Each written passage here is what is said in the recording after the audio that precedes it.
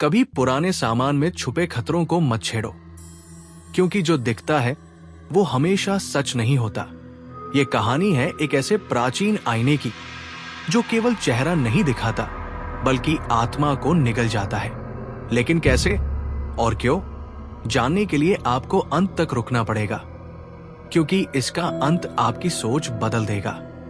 अगर आपको हमारे डरावने, रहस्यमयी और रोमांचक किस्से पसंद आते हैं तो हमें लाइक करना न भूलें। आपकी एक छोटी सी कमेंट हमें और भी बेहतरीन कंटेंट बनाने के लिए प्रेरित करती है। तो नीचे कमेंट करके बताइए कि आज की कहानी आपको कैसी लगी। और हाँ, अगर आप ऐसी ही भूतिया, खौफनाक और दिल दहला देने वाली कहानियां सुनना चाहते हैं तो चैनल को सब्सक्राइब जरूर कर लें और बेल आइकन दबाएं, ताकि अगली बार जब कोई नई कहानी आए तो आपको सबसे पहले पता चले। आईना, जो लोगों को अपनी कैद में लेकर मार डालता है। A mirror that traps and kills people. Rajasthan के एक छोटे से कस्बे खंडारगढ़ में रहने वाला अनिरुद्ध एक फोटोग्राफर था। विरासत में उसे उसकी नानी का पुराना हवेली जैसा घर मिला। घर लगभग 100 साल पुराना था और लोग कहते थे कि उसमें कुछ अजीब है, लेकिन अनिरुद्ध को इन बातों में विश्वास नहीं था। घर को साफ करते हुए उसे एक पुरानी लकड़ी की अलमारी मिली जो जंग लगी थी और वर्षों से बंद पड़ी थी। जब उसने उसे खोला, उसमें एक बड़ा, सुंदर और चमकता हुआ आईना रखा था। काले लकड़ी के फ्रेम में जड़ा हुआ उस पर कुछ अजीब और प्राचीन संस्कृत में लिखा था, स्वंचवद परन पश्यसि।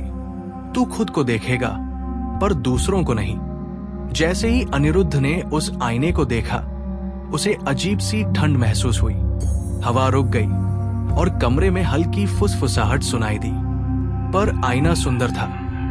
उसमें उसका प्रतिबिंब बेहद साफ और चमकदार दिख रहा था।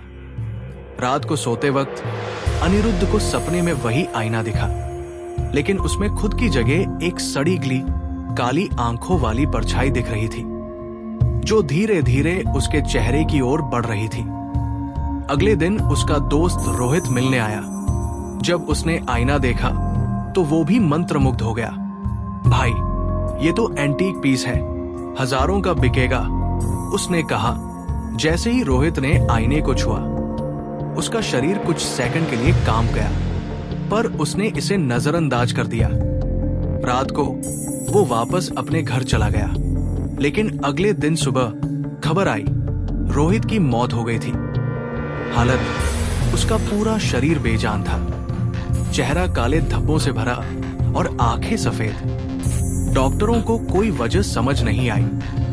अनिरुद्ध अब डर गया था, लेकिन उसने फिर भी आईने को घर से नहीं निकाला। कुछ ही दिनों में जो भी उस आईने को देखता, उसे अजीब सपने आने लगते और फिर 3 दिन के अंदर उसकी अचानक मौत हो जाती। अनिरुद्ध की मौसी, पड़ोसी और एक पुरातत्वविद जो आईने की जांच करने आया था, सभी को वही अंजाम मिला। हर बार एक ही पैटर्न, चेहरा काला, आंखें सफेद, आत्मा गायब। डर से अनिरुद्ध ने एक पुराने तांत्रिक विरज बाबा को बुलाया। बाबा ने जैसे ही आईना देखा, वो पीछे हट गए। बोले, ये साधारण आईना नहीं है बेटा, ये ब्रह्म आईना है। इसे 17वीं सदी में तामसिक तांत्रिक त्रिलोचन ने बनाया था, लोगों की आत्माएं कैद करने के लिए। जो भी इसमें खुद को देखता है, उसका प्रतिबिंब उसकी आत्मा को खींच लेता है और उसे आईने की दुनिया में बंद कर देता है, और बाहर सिर्फ एक नकली शरीर बचता है, आत्मा के बिना। इसलिए सब मर जाते हैं।